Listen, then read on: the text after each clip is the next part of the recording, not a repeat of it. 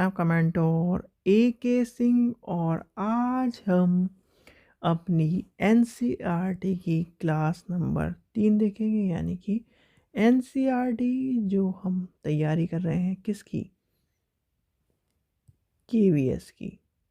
KVS की तैयारी के लिए हमें SST यानी SST की जो तैयारी कर रहे हैं और ज्योग्राफी की जो तैयारी कर रहे हैं PGT ज्योग्राफी, और TGT किसकी, SST की जो तैयारी कर रहे हैं उसमें हमें क्या पढ़ना है, NCERT को समझना है। NCERT की बारीकी जब तक हम नहीं समझेंगे तब तक आपका जो कॉन्सेप्ट है वो क्लियर नहीं होगा, और NCERT से ही क्वेश्चन आपके पेपर में पूछे जाते हैं। और हमारा जो सब्जेक्ट है इस बार 100 नंबर का सब्जेक्ट है।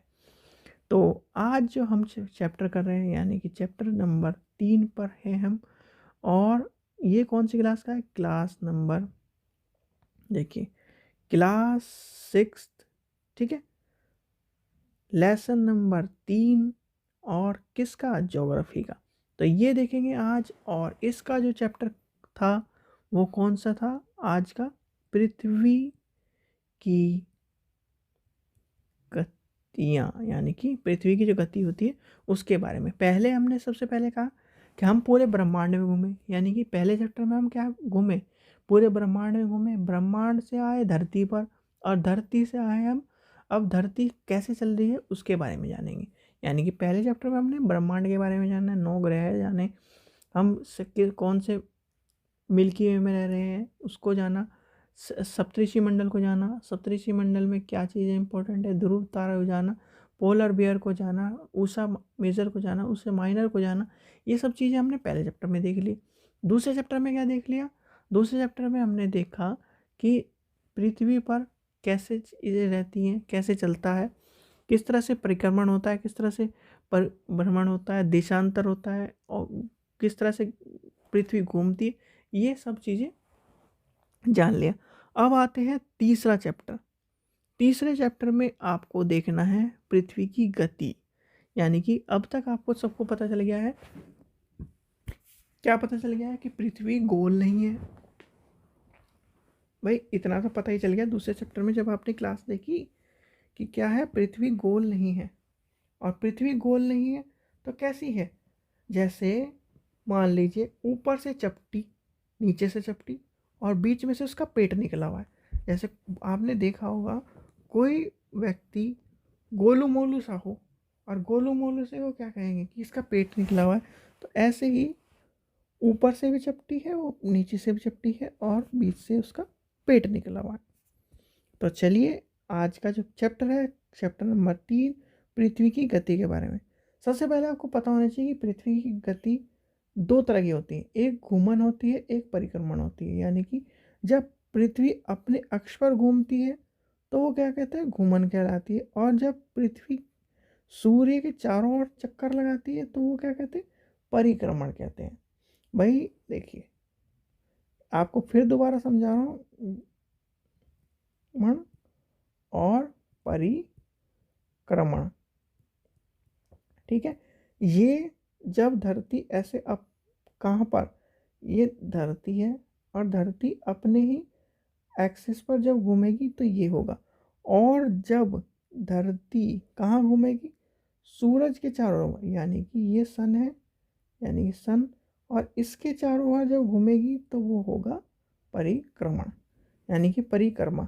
आपने देखा होगा कि जब आप मंदिर में जाते हैं, बहुत सारे मस्जिद में जाते हैं, या किसी गुरुद्वारे में जाते हैं, तो उनके जो चक्कर लगाते हैं तो हम वो क्या है, हो गया परिक्रमण। और घूमन क्या होगा, जब धरती घूम घूम घूम घूम घूम करते, एक खेल नहीं खेलते थे हम बचपन में कि धरती घूम धरती घूम धरती घूम, और घूमते घूमते हमें चक्कर आके गिर जाते थे, तो वो चीज़ क्या है, घूमन कहलाएगी। और जब हम अपनी आस्था में यानी बड़ी चीज़ में चलते हैं, यानी कि मंदिर जाएंगे, कहीं अच्छी जगह जाएंगे, तो जो परिक्रमण करते हैं तो वो होगा परिक्रमण।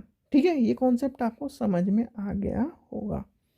चलिए आगे चलते हैं। आगे का कॉन्सेप्ट है पृथ्वी का अक्ष, यानी कि एक, ये आपको पता है कक्षीय स्तर कितना था, 66.5 कोण जो बांटती है वो क्या है, धरती। यानी कि जो धरती है, ये धरती है आपकी, और धरती इस एंगल पे है। यानी कि आपने ग्लोब देखा होगा कि वो इस तरह झुकी रहती है, टेढ़ी झुकी रहती है। तो ये एंगल क्या है, आपको ये समझना होगा। देखिए, ये आपको इस तरह से लेके चलते हैं, और ये हो गया एंगल। यानी कि ये एंगल, ये एंगल, ये दोनों एंगल कितने हो गए, 90 डिग्री। ये कितना हो गया, पूरा 180 डिग्री। और ये कितना है, 360 डिग्री। और धरती कितनी झुकी हुई है, धरती झुकी हुई है, ये वाला जो एंगल है उसका, वो है साढ़े, यानी कि 66.5 डिग्री। ये है 23 डिग्री, 23.5 डिग्री। देखिए यहाँ पर, देखिए आप, इसे थोड़ा सा मैं बड़ा कर लेता हूँ जिससे आपको समझ में आ जाए, क्योंकि हमें किताब का यूज़ सिर्फ इन चित्रों के लिए ही करना है, क्योंकि चित्र आपको बिल्कुल भी इस तरह से दिखाए नहीं जा सकते। देखिए, 66.5 यहाँ पर है, यानी कि ये जो उत्तरी ध्रुव और दक्षिणी ध्रुव पर जो लाइन जा रही है, ये, तो ये क्या है, इतने झुकी हुई है। इतना कैसे, मान लीजिए आप किसी खेल को खेल रहे हैं, या फिर कोई, आप, चलिए एक कॉन्सेप्ट समझते हैं। आप लैपटॉप से पढ़ रहे हैं, यानी कि लैपटॉप से पढ़ रहे हैं, इधर ही लेके चलते हैं हम। लैपटॉप से पढ़ रहे हैं, ठीक है। लैपटॉप कैसे खोल के रखते हैं, ऐसे खोल के रखते हैं, ठीक है। आप ऐसे खोल के रखते हैं, क्यों खोल के रखते हैं, ऐसे तो ऐसे खोल के रख सकते हो आप, नहीं, ऐसे ही खोल के रखोगे। और ऐसे खोलने से क्या होगा, वो बैलेंस रहेगा, और बैलेंस रहेगा, आपको भी चीज़ें दिखाई देंगी। जब वो इस दिशा में होगा, यानी इस तरह से होगा, तब भी नहीं दिखाई देगा। और जब वो इस दिशा में होगा, तब आपकी आंखें और आपके जो की बोर्ड पर जो हाथ हैं वो सही तरह चलेंगे। ऐसे ही धरती है। धरती इसलिए इतनी इस तरह से झुकी हुई है कि हमें मौसम का पता चलता है, हमें ऋतुओं का पता चलता रहे, हमें समय का पता चलता रहे, और हमें सारी चीज़ों का पता चलता रहा। इसलिए 66.5 डिग्री झुकी हुई है। अगर आपसे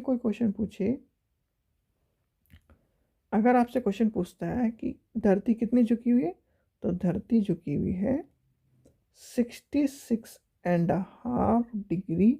धरती का अक्षांश ऐसे झुका हुआ है, ठीक है। चलिए आगे चलते हैं। ये तो आपको पता ही है, उत्तरी ध्रुव, दक्षिणी ध्रुव, पूर्व पश्चिम में तो भाई पता ही है, ये तो सारी चीज़ें आपको कल बताई थी। तो फिर आती है कर्क रेखा, विषुवत रेखा और मकर रेखा, ठीक है। ये चलिए आगे चलते हैं। इसमें जो इम्पोर्टेंट है वो ही आपको बताऊंगा मैं, फालतू की चीज़ मैं नहीं बताऊंगा। क्यों, क्योंकि हमें सिलेबस को जल्दी कवर करना है। घूमन और परिक्रमण भी जान लिया हमने। अब आता है क्या, कल कक्षीय समतल। यानी कक्षीय समतल वो आपको समझना पड़ेगा भाई। आपने जब एंगल पढ़ा, यानी कि ये जो हमने चीज़ें पढ़ी, देखिए 66.5 पढ़ा, तो ये जो ये लाइन जा रही है, यानी कि ये लाइन जो जा रही है, ये क्या है, डॉट डॉट डॉट डॉट वाली लाइन, पृथ्वी का कक्षीय समतल। ये ध्यान रखना। वैसे क्वेश्चन कभी पूछा नहीं जाएगा, तो पर जो पूछा जाएगा कर्क रेखा पूछा जाएगा, और ये पूछा जाएगा 66.5। इसलिए मैंने थोड़ा सा आपको बता दिया है, कभी आपका, क्योंकि इस बार का जो पेपर है वो थोड़ा सा अटपटा सा मान के चल सकते हैं हम। फिर आता है प्रदीपन व्रत। और प्रदीपन व्रत क्या होता है, जहाँ पर आपकी, यानी कि ये आपकी धरती है, और धरती में क्या है, ये जो लाइन है अंधेरे वाली, यानी कि रात और दिन की जो लाइन है, वो जहाँ पर, जहाँ तक दिन पड़ रहा है, यानी कि सन की रेज जहाँ तक पड़ रही है, और ये सो रहे हैं आदमी, ये तो सोते रह गए और यहाँ पर उठ गए। तो जो सो रहे हैं और जो जाग रहे हैं, उसके बीच में जो लाइन है वो क्या कहलाएगी, प्रदीप्त व्रत। याद रखना, दिन और रात की जो बढ़ती है वो क्या है, चलिए लिख भी देता हूँ मैं, यानी कि ब्लैक पेन ले लेते हैं। रात और दिन को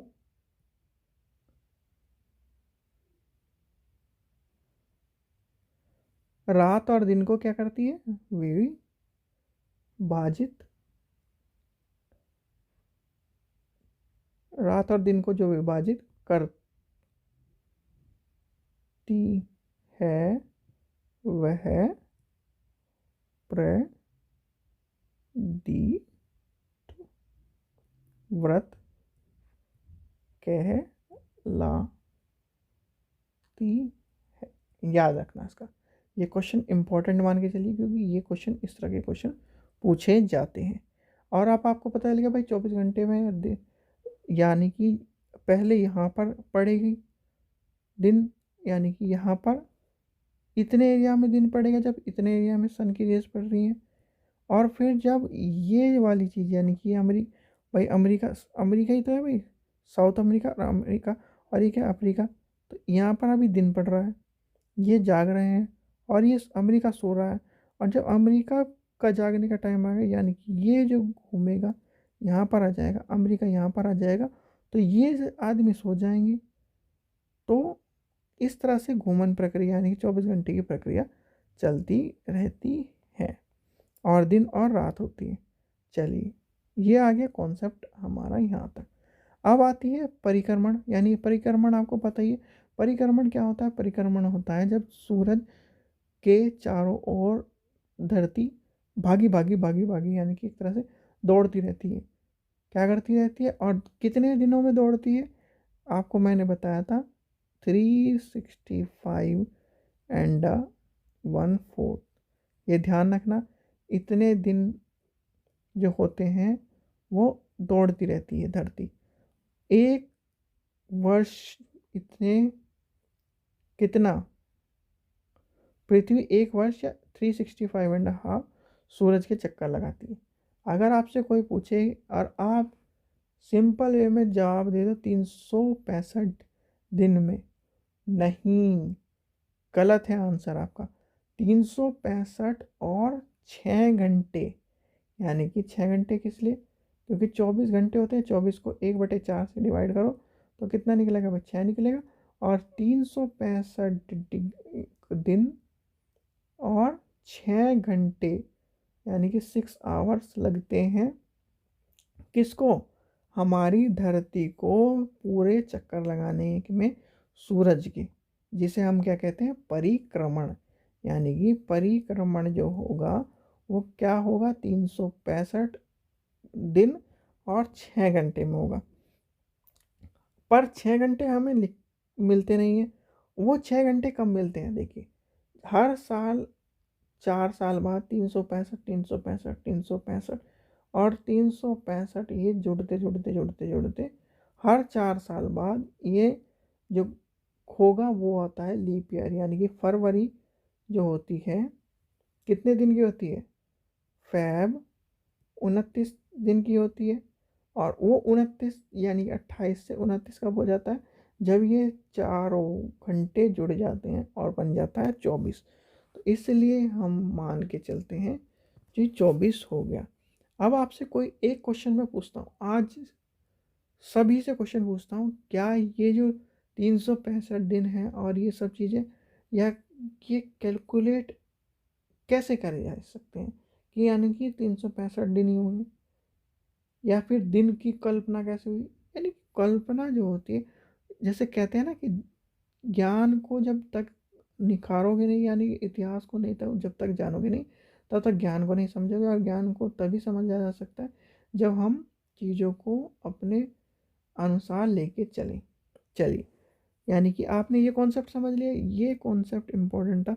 ये देखिए यहाँ पर भी यही लिखा हुआ है जो आपको सिंपल वे में समझ में आ गया भाई। 365 एंड यानी कि 365 और 6 घंटे होते हैं, और 6 घंटे के बाद हर 4 साल बाद क्या होता है, एक लीप ईयर होता है जिसे 29 फरवरी को मनाया जाता है। अब जो आता है इम्पोर्टेंट चीज़ आती है वो है ये, इसे बहुत ही ध्यान से पढ़ना, इसलिए मैं खुद आपको टाइम दूंगा और आपको बारीकी से एक एक चीज़ समझाऊंगा। पहले जो आती है, देखिए इस डायग्राम को समझते हैं, वहाँ से पहले सबसे पहले आती है 21 मार्च। ठीक है, 21 मार्च का मतलब क्या है, जब सूर्य और क्या, वसंत रेखा होगी। ठीक है, फिर आएगा 23 सितंबर, वसंत ऋतु, यानी कि दोनों वसंत ऋतु हो गए।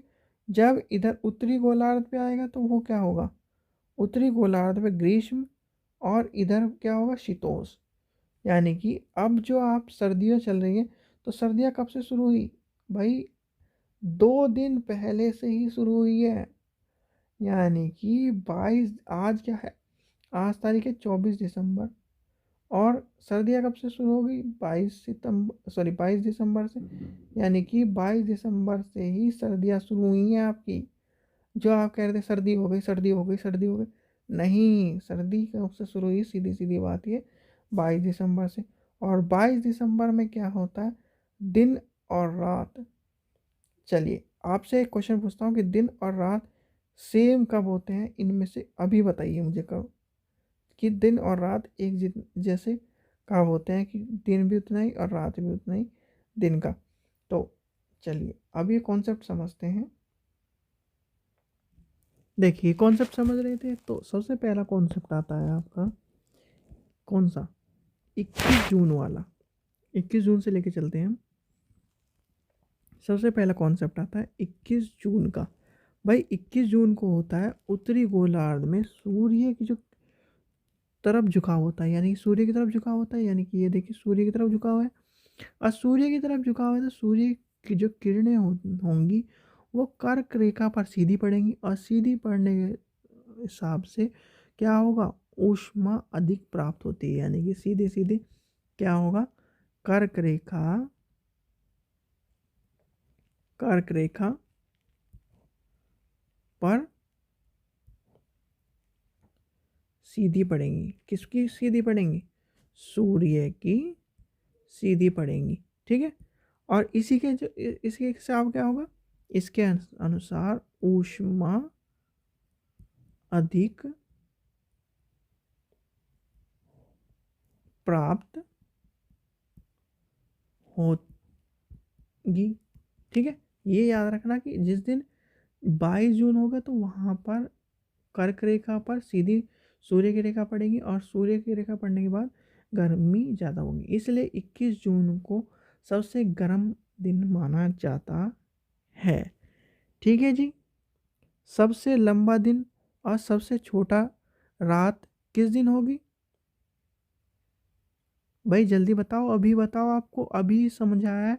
भाई कर्क रेखा पर क्या पड़ रहा है, सीधे सीधे सूरज पड़ रहा है, तो सूरज जब पड़ेगा तो सबसे लंबा दिन और सबसे छोटी रात पृथ्वी की अवस्था में उत्तरायण कहते हैं इस दिन।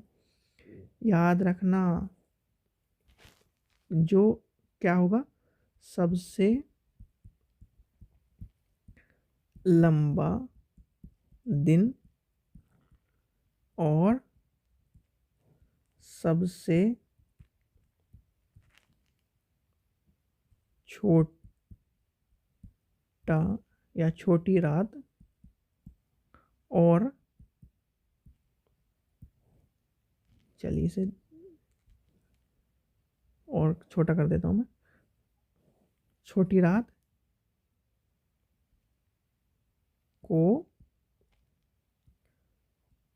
इसमें क्या हो गया, अच्छा, को क्या कहेंगे, उत्तरी अन्यांत। चलिए ठीक है, ये समझ गया आप क्या हो गया। 21 जून को अब कर्क रेखा सीधी पड़ रही है, सूर्य की गर्मी ज़्यादा हो रही है, और आपको गर्मी लग रही है। यानी कि सबसे ज़्यादा जो गर्मी लगती है हमें 21 जून को लगती है, और उस दिन क्या होगा, दिन बड़ा रात छोटी होगी। अब आपको रात बड़ी और दिन छोटा करना है, यानी कि अब क्या आएगा, बताओ जल्दी, कि रात बड़ी और दिन छोटा कब होगा, जल्दी बताओ। देखिए आपके सामने थोड़ा सा मैं बड़ा कर देता हूँ डायग्राम, और बड़ा करने के बाद आपको बताना है। चलिए अब 21 जून पढ़ लिया हमने, यानी कि आपने ये वाली चीज़ पढ़ ली। ठीक है, और इस टाइम क्या है, रात क्या हो रही है, छोटी हो रही है, और दिन क्या हो रहा है, बड़ा हो रहा है। चलिए आगे चलते हैं, आगे हम देखते हैं। अब जो है हमें पढ़ना है क्या, अब पढ़ना है हमें दो कॉन्सेप्ट आपके एक साथ क्लियर करूँगा मैं। देखिए 21 मार्च यानी कि ये वाला, ये वाली चीज़ और ये वाली चीज़। अब इससे की चीज़ 21 मार्च और क्या लिखा है नीचे 23 सितंबर।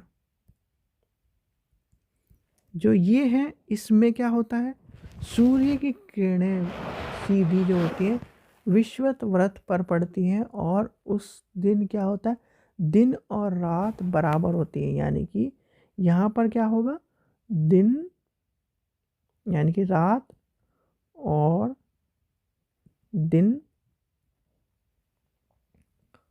बराबर होंगे। यानी कि इस दिन, इस दिन और इस दिन रात भी 12 घंटे की होगी, यानी कि 12 और 12, यानी कि 12 घंटे की रात और 12 घंटे का दिन होगा। तो इसे क्या कहते हैं, विषुवत। यानी कि और इसे क्या कहेंगे हम, इसे कहेंगे विषुव कहा जाता है। ठीक है, अब आता है, अब हमें ये दोनों चीज़ पढ़ ली, 21 जून पढ़ लिया हमने, 22 मार्च सॉरी 21 मार्च पढ़ लिया, 23 सितंबर पढ़ लिया। अब हमें क्या पढ़ना है, अब हमें आगे चलते चलते पढ़ना है भाई ये सब चीज़ें समझ में आ गई एक तरफ क्यों होती है। देखिए अब कॉन्सेप्ट ये भी समझ लो आप कि 21 मार्च और 23 सितंबर का क्या लॉजिक है। 21 मार्च और 23 सितंबर का ये तो हमने समझ लिया कि 12 घंटे की रात और 12 घंटे का दिन होता है। भाई 23 मार्च को उत्तरी गोलार्ध में शरद ऋतु होती है, जबकि जो 21 मार्च यानी 23 मार्च को यहाँ पे ठंडी वाली ऋतु आ जाएगी, शरद ऋतु। और इधर क्या होगा, 21 मार्च को क्या होगा, गर्मी हो जाएगी यानी वसंत ऋतु आ जाएगी। जब वसंत ऋतु आएगी मार्च में आएगी, और मार्च में क्या होता है, होली होती है, और होली के टाइम पर ही वसंत मनाया जाता है। यानी कि वसंत पूजा आपने देखी होगी, वसंत पूजा होती है वसंत ऋतु के आने के उसमें होती है। और यहाँ पर क्या होता है, यहाँ पर हमारे एक चीज़ बताइए कि जो इस टाइम पे होती है और वो सर्दियों का आगाज़ कर दिए, यानी कि सर्दियों से आना शुरू हो जाता है।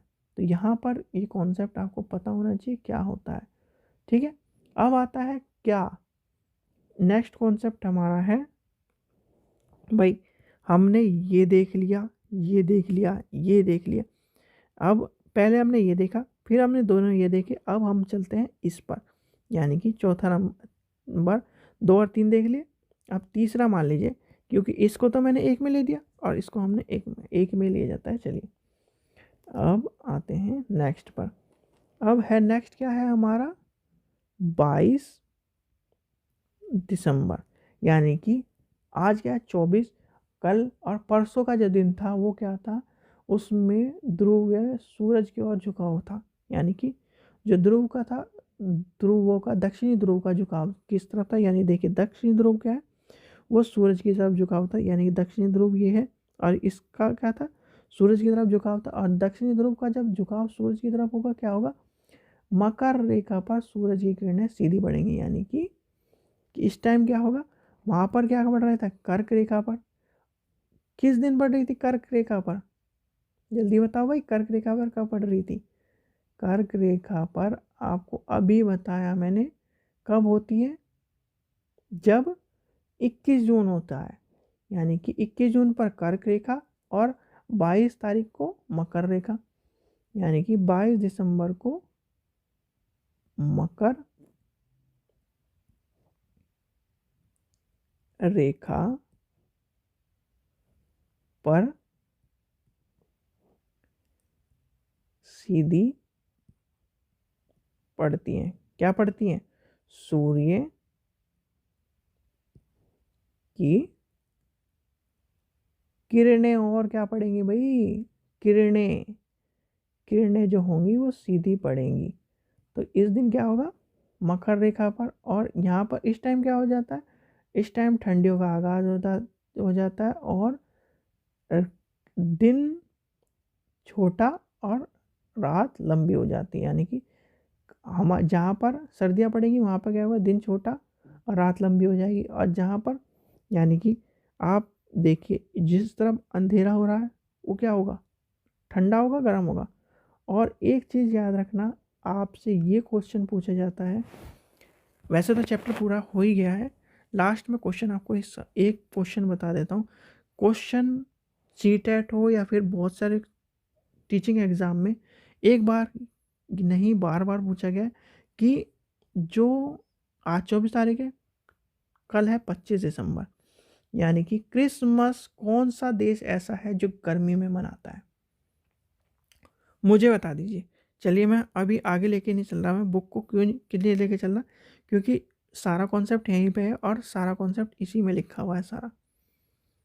ठीक है, यानी कि आपको बताना है 25 दिसंबर को,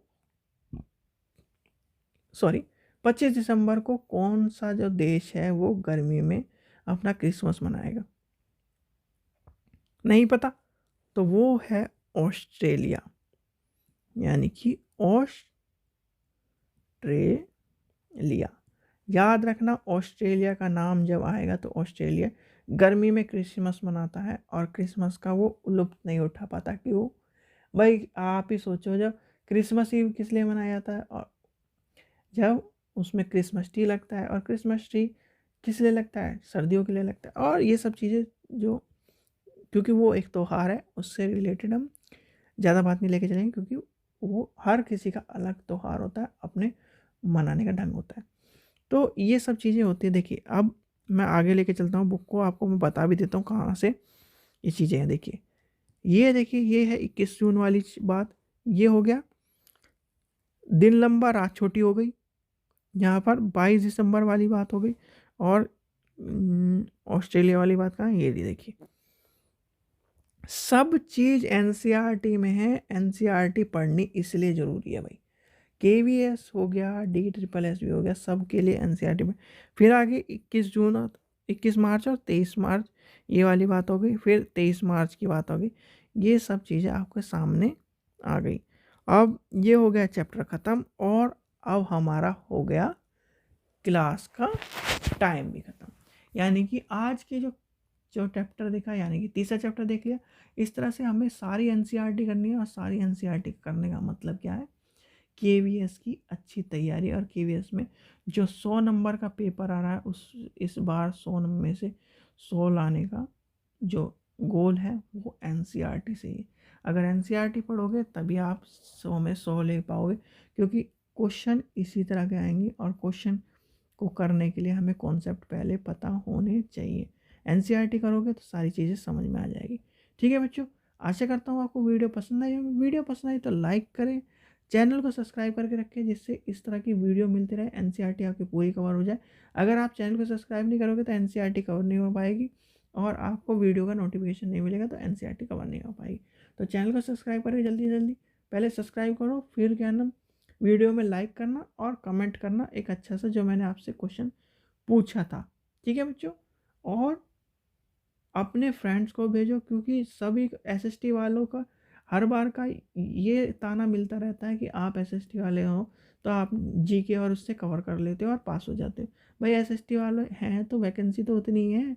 साइंस वाले, अब साइंस वालों के साथ ये सबसे चैलेंजिंग बात है, अगर साइंस वालों पे अब भी पेपर पास नहीं हुआ, या फिर हिंदी वालों पे, इंग्लिश वालों पे अब भी पेपर पास नहीं हुआ, तो अब जो ताना था वो ताने का इस बार केवीएस ने काम ख़त्म कर दिया है। ठीक है बच्चों, चलिए आशा करता हूँ आपको वीडियो पसंद आई। वीडियो पसंद आई तो लाइक करें, चैनल को सब्सक्राइब करें, और एक चीज़ और, चैनल को प्लीज़ सब्सक्राइब करके रखें, जिससे आपको इस तरह की वीडियो मिलती रहे। और जो चीज़ें हैं, यानी केवीएस के आप ओल्ड पेपर लेने हैं, यानी कि केवीएस के, हाँ एक चीज़ और मैं बता दूँ, केवीएस के जो ओल्ड पेपर है, यानी कि केवीएस के टीजीटी, लाइब्रेरी, पीआरटी, जो ओल्ड पेपर की बुक है, प्रीवियस पेपर की जो प्रीवियस पेपर है वो आपको डिस्क्रिप्शन में मिल जाएगी और 30 रुपये में आप वहाँ से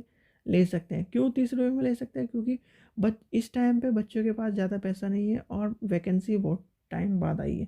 अगर इस पेपरों की कीमत ही ज़्यादा रख दो तो बच्चे के पास स्टडी मटेरियल नहीं रहेगा, नेट के पैसे नहीं रहेंगे, नेट के पैसे भी ज़रूरत है और बहुत सारी चीज़ें भी हैं क्योंकि 2 साल बाद वैकेंसी आ रही है। यानी 18 में जब मैंने एग्ज़ाम दिया था जिसमें मैं पास भी हुआ था और वो उस टाइम पे कारण ये था कि मेरी एमएड चल रही थी और मेरा सीटेट 1 नंबर से रह गया था। फिर उसके बाद मेरा सीटेट पास हो गया पर केवीएस की वैकेंसी नहीं है आई और अब सीटेट पास भी है और ला केवीएस की वैकेंसी आ गई है। अब देखते हैं क्या होता है। तो ठीक है बच्चों, अब हम दूसरे प्रोफेशन में चले गए यानी कि टीचिंग प्रोफेशन में चलेंगे।